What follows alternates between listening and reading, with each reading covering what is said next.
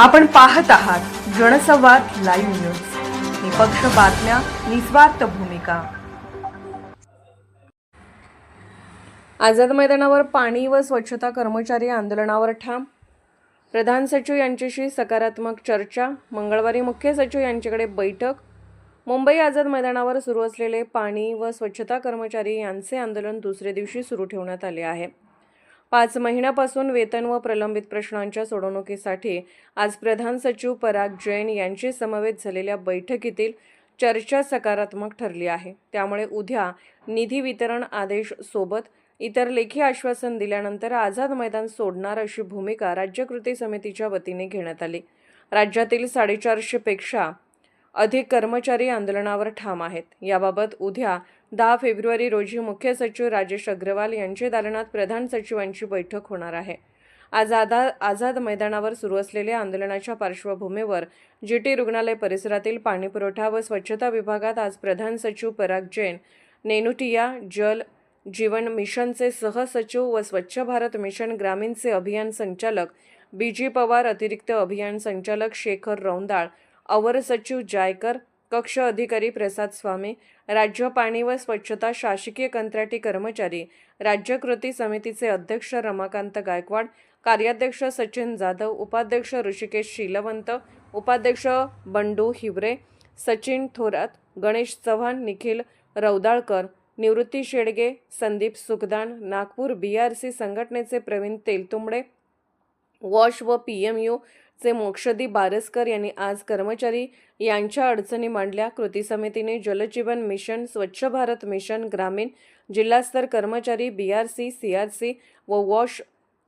PMU अंतर्गत कर्मचारी यांच्या वेतनासाठी आग्रही राहिली. आकृतीबंध व मॅचचे निर्णयानुसार कायम करण्याची मागणी करण्यात आली. पाणी स्वच्छता कर्मचारी यांचे आंदोलनातील घोषणांनी आझाद मैदान दणाणले. मुंबई येथे आझाद मैदानावर पाणी स्वच्छता कर्मचारी यांचे आंदोलनातील घोषणांनी परिसर दणाणून गेला आहे. आझाद मैदानावर 450 पेक्षा अधिक कर्मचारी यांनी न्यायिक मागण्यासाठी घोषणांनी आंदोलन परिसर दणाणून गेला.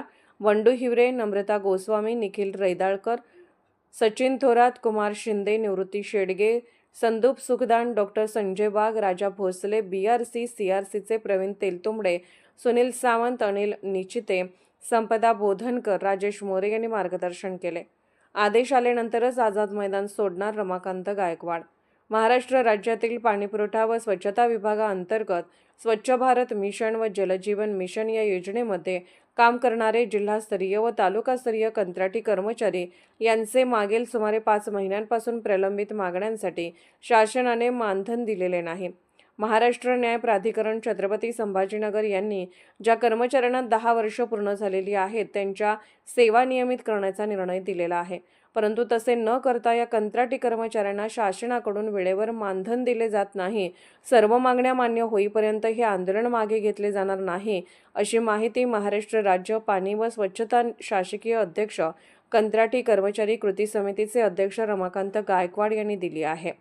मुख्यमंत्री देवेंद्र फडणवीस यांच्याकडून न्यायाची अपेक्षा. सचिन जाधव. राज्याचे मुख्यमंत्री देवेंद्र फडणवीस यांनी लक्ष घातलेले कर्मचारी यांच्यामध्ये आशा निर्माण झाल्या आहेत. उद्या मंगळवारी प्रश्नाबाबत मुख्य सचिव यांच्याकडे बैठक होत आहे. आज प्रधान सचिव पराग जैन यांच्याकडे बैठक झाली.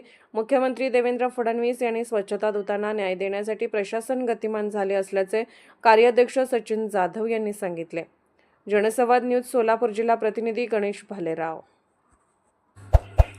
जनसंवाद लाईव्ह न्यूज चॅनलला लाईक करा, शेअर करा आणि सबस्क्राईब करा.